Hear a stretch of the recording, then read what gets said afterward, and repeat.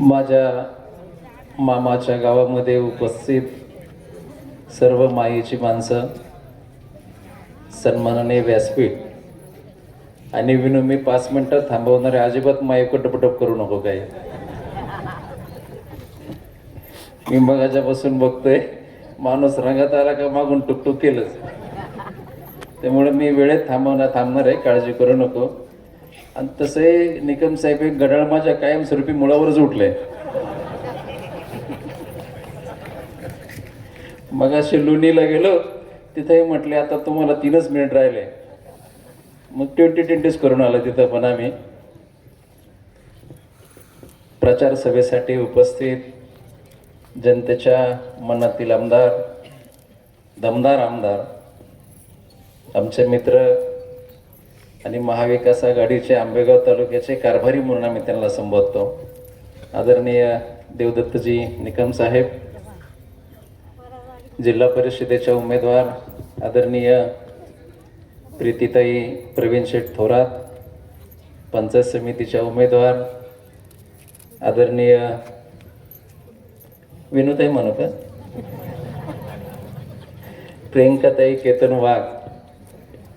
वेळेची मर्यादा असल्यामुळं सर्व सन्माननीय व्यासपीठ आणि उपस्थित सर्व माता भगिनी, ज्येष्ठ मार्गदर्शक आणि तरुण सहकारी मित्र, एवढी गर्दी बघितल्यानंतर आपला विजय हा निश्चित आहे हे सांगण्यासाठी कोणत्याही ज्योतिषाची गरज आपल्याला उरणार नाही.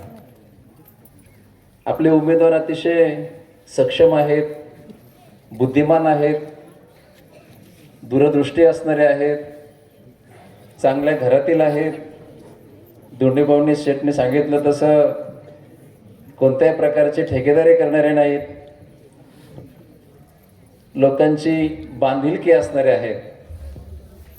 आणि आमचा प्रवीण भाऊ गोड माणूस आहे. प्रवीण भाऊ नुसतं हसला तरी लोक खुश होऊन जातात. आणि त्याच्यामुळे आमच्या प्रीतीवहिनी देखील एकदम खुश झाल्या.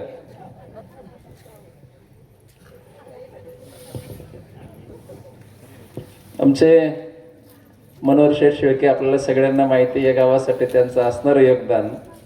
आणि प्रियांकाताईंनी भाषण करताना मी त्यांचं परवा ऐकलेलं भाषण आणि आज ऐकलेलं भाषण, परवा तुम्ही थोडं जरा तुमचा प्रोफेशनल लुक होता, आज तुमचा जरा भावनिक लुक होता, सेंटिमेंट्स होत्या सगळ्या आज. कारण हे सगळे तुमची माहेरची माणसं आहेत आणि माझी देखील हे माहेरच आहे. मामाचं गाव म्हणजे काय, मायेची माणसं आहे सगळे. मला वेळेची मर्यादा आहे, त्यामुळे मी निकम साहेबांना, आपल्याला ऐकायचं सगळ्यांना, ही निवडणूक तुमच्या आमच्यासाठी अत्यंत महत्त्वाची आहे. सर्वसामान्य माणसाची ही निवडणूक आहे. गेली 35 वर्ष आंबेगाव तालुक्यामध्ये ज्या चुकीच्या पद्धतीनं कामं चाललेली आहेत त्या आपण जवळून बघताय. जी माणसं मोठी होतात, जी माणसं मोठी करण्यामध्ये ज्यांचं योगदान असते, मग त्याच्यामध्ये निकम साहेब असतील, अरुण भाऊ असतील, त्यांच्या लक्षात आलं की आता ही माणसं जड जातात, तर मग काटा काढायला सुरुवात करतात. आता आपण बघितलं, फक्त 1500 मताचा फरक पडला, त्याच्यामध्ये 3000 मतं पिपाणीला पडली. षडयंत्र करून त्यांनी विजय मिळवला. हा विजय त्यांचा नैतिक विजय नाहीच आहे. ही जर दुसरी पिपाणी नसती तर निरगुड सरची नक्की पिपाणी वाजली असती, तुम्हाला खात्रीने सांगतो मी. त्यामुळं 2029ला ती वाजणार आहे, काळजी करू नका.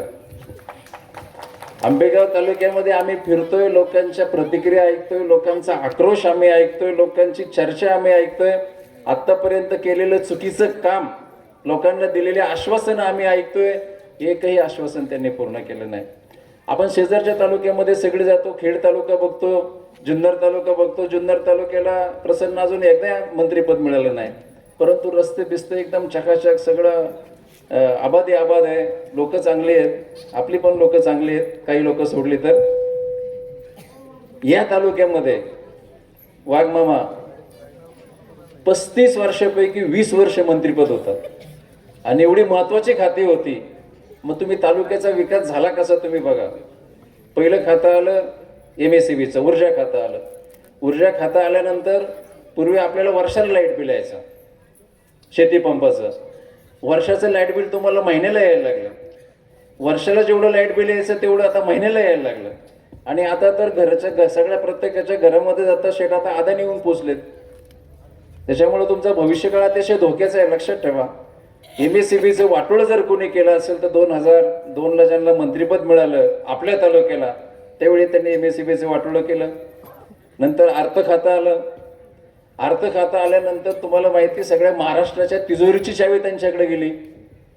काही ते करू शकत होते.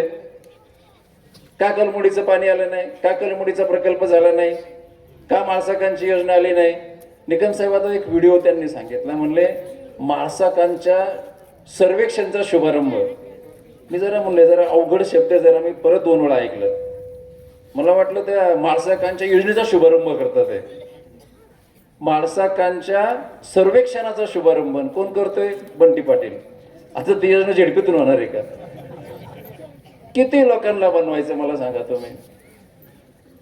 हे होणार नाही. निकम साहेब त्या कमिटीवर होते पाणी वाटपाच्या. थेंबभर देखील पाणी या आजूबाजूला देण्यासाठी त्यांनी ठेवलेलं नाही. परवा आम्ही सातगाव पठारावर गेलो. एक बाबा सांगत होते, म्हणले यांची सभा झाली आणि प्रत्येक वेळी निवडणूक आली का 100% यावेळी कलमोडीचं पाणी सातगाव पठारला येणार आणि सातगाव पठार सुजलाम सुफलाम होणार. एक बाबा उठला, अरे म्हणला उठा उठा, धोतर ओलं झालं. दुसरा म्हणला, अरे काय झालं? म्हणलं कलमोडीचं पाणी आलं. लोक त्यांची टिंगल करायला लागलेत. आता काही करत नाही, फक्त लोकांना फसवायचं काम करतात ते, लोकांना बनवायचं काम करतात ते. आता नंतरच्या काळामध्ये गृहमंत्रीपद आलं. अहो आमच्यावर केसेस, इतक्या केसेस आहे ना का आता आम्हाला अंगावर केस नसले का आम्हाला भीती वाटते. आता काहीतरी केस पाहिजे आपल्याला. कालच निकम साहेब आम्ही जाऊन PR बॉन्ड देऊन आलोय. सर्वसामान्य माणसासाठी रस्त्यावर उतरणारी माणसं 24 तास रस्ता त्यांनी बंद केला. बिबट्याचा प्रश्न इतका महत्वाचा होता, पोटचे गोळे ओढून नेत होते डोळ्यासमोर. अशा वेळी जनतेसाठी रस्ता रोको आंदोलन केलं. त्यावेळी देखील तुम्ही केसेस करता, आमच्यावर केसेस करता, त्यांच्यावर केसेस करता. त्या आंदोलनामध्ये यांच्या पक्षाची लोक होती, त्यांच्यावर नाही केसेस केल्या. आम्हालाही केसेसचा फरक पडत नाही. उद्या आम्हाला फाशी झाली तरी लोकांसाठी निकम साहेब आम्ही आनंदाने स्वीकारायला तयार आहोत. पण हे गृहमंत्रीपद मिळाल्यानंतर अनिल देशमुखांना ज्यावेळी त्यांचे आरोप झाले 100 कोटी महिन्याचे, प्रसन्न आपण काय कोणच्या इकडे आरोप करत नाही यांना किती कोटी मिळत होते, करणार पण नाही. पण सर्वसामान्य माणसाला त्रास देण्याचं काम ह्या लोकांनी आतापर्यंत केलेलं आहे. हा माणूस पुढे चालला, त्याला काहीतरी त्रास द्या, खोट्या नाट्या केसेस करा. लोकांच्या अगदी मोजणीपासून आमच्या लोकांचं पार ऊस अडवण्यापर्यंत यांची कामं आहेत. हे आपण जवळून बघितलेलं आहे. त्यामुळं आता विनू, माझी वेळ संपलेली आहे.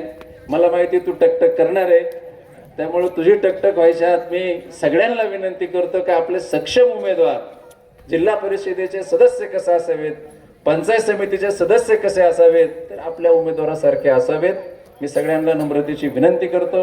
येत्या प्रीतीताई 7 तारखेलाच आपलं मतदान होणार आहे आणि 7 तारखेला तुतारी वाजवणाऱ्या माणसाच्या समोरचं बटन दाबून पलीकडच्या पंचायत समिती गणामध्ये नितीन शेठ भालेराव यांच्या पत्नी राजश्री नितीन भालेराव यांचं मशाल. फेसबुकला आमचे पेज लाईक करा आणि आमचा युट्यूब चॅनेल सबस्क्राईब करा. वास्तव मराठी.